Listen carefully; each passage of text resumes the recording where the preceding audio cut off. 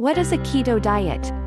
A keto diet is a starch-controlled or low-carbohydrate diet, which generates a metabolic state in the body characterized by the presence of ketone bodies by strict definition.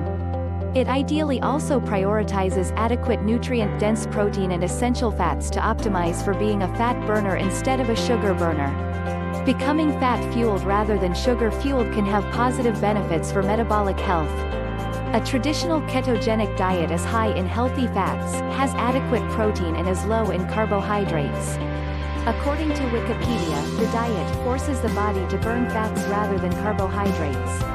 Normally, the carbohydrates contained in food are converted into glucose, which is then transported around the body and is particularly important in fueling brain function.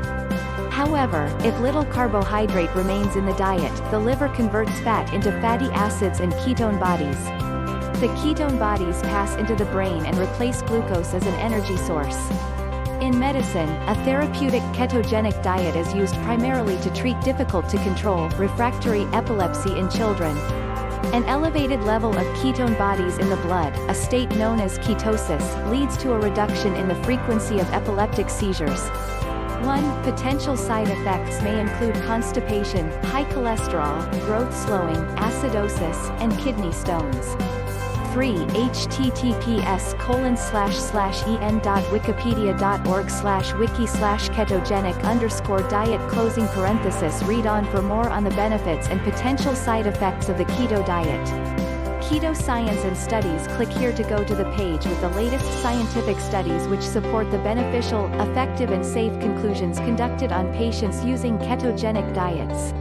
A ketogenic diet, also known as a low-carb high-fat (LCHF) diet, has incredible benefits, such as easy and rapid weight loss, increased energy, mental clarity, no more brain fog, satisfaction and flavor from delicious healthy high-fat foods, no more food fixation, disease prevention, consistent calm moods, restoring insulin sensitivity, therapeutic applications for diseases or conditions such as epilepsy, autoimmune conditions such as lupus, ulcerative colitis, PCOS, polycystic ovarian syndrome, insulin resistance or diabetes type 2, Alzheimer's, increasingly referred to as diabetes type 3, high blood pressure, stroke, heart disease, cancer, autism, migraines, adrenal fatigue, and much more. When your body is in ketosis, it is burning fat for fuel. It is called ketosis because your body produces what is known as ketone bodies from burning fat which it uses as fuel, instead of using glucose from carbohydrates that you eat. Our meal plans are designed to help you get all of these benefits from being in ketosis with ease.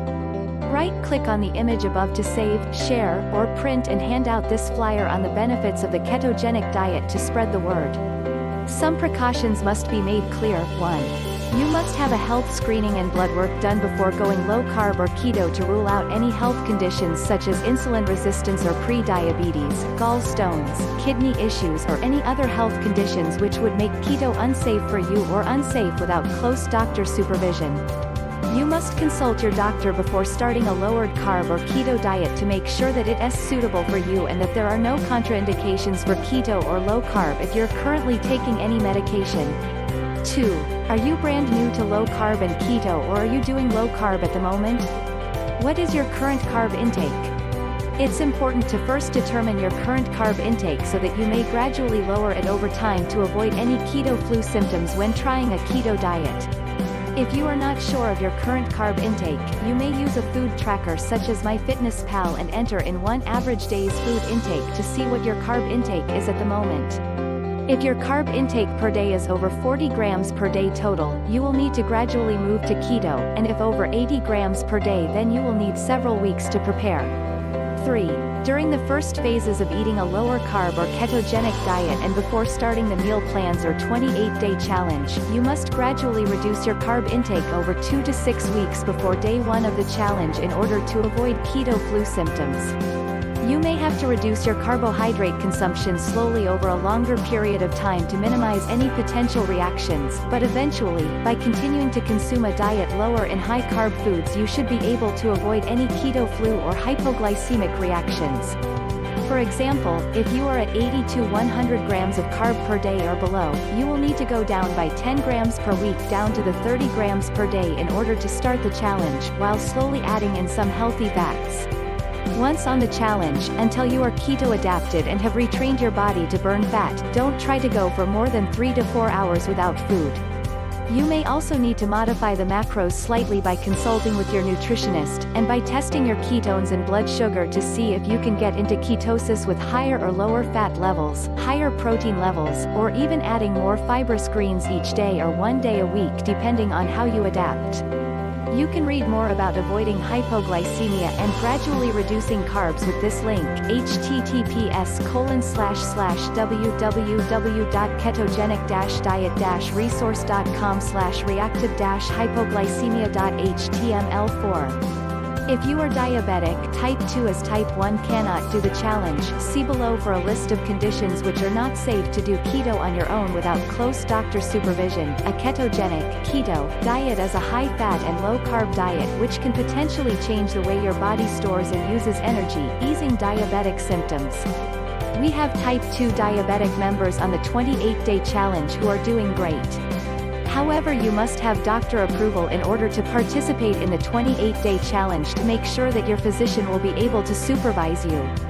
You must also gradually reduce carb intake very slowly over several weeks by 5 to 10 grams per week while adding in healthy fats to avoid any hypoglycemic or keto flu symptoms and make sure the diet agrees with you. This is merely an opinion blog. The information held on this blog is merely the opinion of a layperson individual. The research and information covered in this blog is open to public domain for discussion and in no way breaches or breaks the boundaries of the law in any country. I am a self-taught food blogger only, and not a certified nutritionist, doctor, nor do I claim to have any formal medical background. I am not liable, either expressly or in an implied manner, nor claim any responsibility for any emotional or physical problems that may occur directly or indirectly from reading this blog. In order to follow this or any other diet program, you must first undergo a health screen to rule out any rare conditions or contraindications with your health or medications with a ketogenic diet. This diet is not appropriate for people with any stage of kidney disease, or any pre-existing liver, pancreatic or kidney issues or conditions. Some rare conditions such as muscular dystrophy and other conditions may complicate and severely distress the pancreas, liver or kidneys. This diet is not appropriate under any circumstances if you currently have blood sugar issues such as hypoglycemia or type 1 diabetes. It may or may not be appropriate if you have type 2 diabetes and on any medications for diabetes, and will require doctor supervision. This diet may not be appropriate or safe for people who are pregnant, nursing, or who have gestational diabetes. This diet may not be appropriate for anyone suffering or recovered from an eating disorder. By agreeing to these terms, you are affirming that you do not have any of the above medical conditions, and you are proceeding at your own risk, with your doctor's approval. There are also other considerations such as the possibility that you may need to rapidly change your medications while on this diet. If you are considering the ketogenic diet, it is important to speak with your physician or endocrinologist, especially if you have any kind of medical condition, to develop a plan. Before starting any diet, you should speak to your doctor. You must not rely on the information on this website as an alternative to medical advice from your doctor or other professional healthcare provider. If you have any specific questions about any medical matter, you should consult your doctor or other professional healthcare provider. If you think you may be suffering from any medical condition, you should seek immediate medical attention. The diet is not recommended for the following: people who are underweight or have an eating disorder, children under 18 years old, type 1 diabetics and diabetics taking medication for their diabetes other than metformin, pregnant women or breastfeeding mothers, people recovering from surgery. Those who are frail or have a significant underlying medical condition should speak to their doctor first, as they would before embarking on any weight loss regime. Those who are not sure about whether it may affect their prescribed medications should to speak to their doctor first.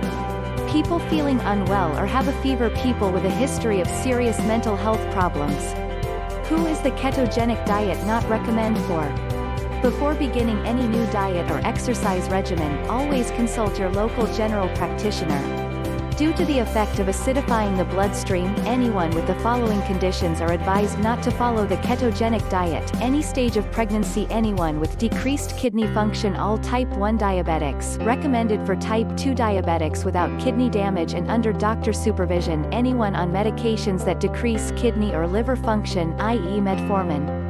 Keto must be discussed with your physician if you are on any kinds of medications or drugs to ensure there are no contraindications with keto. Women with irregular menses, anyone with a current or previous eating disorder, anyone with chronic respiratory conditions, COPD and other restrictive lung diseases. It's important to keep electrolytes up on a ketogenic diet by upping sodium intake with a high-quality source such as Himalayan sea salt or Celtic sea salt.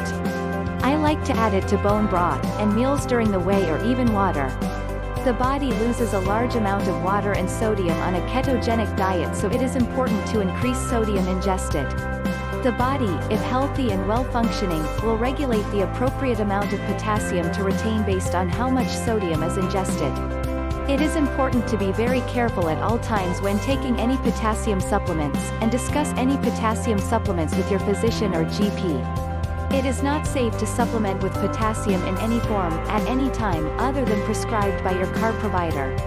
If you are experiencing lethargy or a lack of energy on keto, as well as muscle cramping, it can in some cases mean that sodium intake needs to be increased and electrolytes balanced out. Before starting any new diet and exercise program, check with your doctor and clear any exercise and/or diet changes with them before beginning.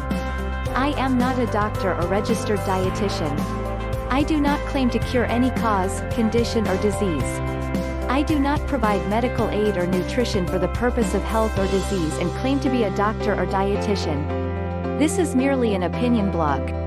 The information held on this blog is merely the opinion of a layperson individual.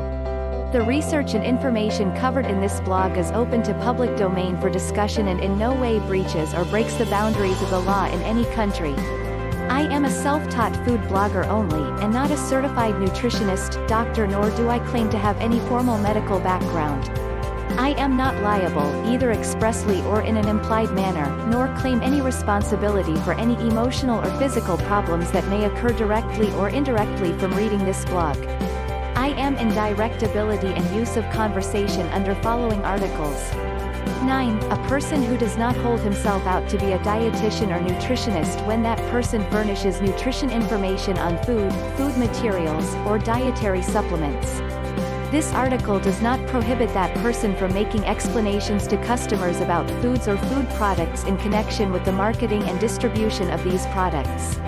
10. An herbalist or other person who does not hold himself out to be a dietitian or nutritionist when the person furnishes non-fraudulent specific nutritional information and counseling about the reported or historical use of herbs, vitamins, minerals, amino acids, carbohydrates, sugars, enzymes, food concentrates, or other foods.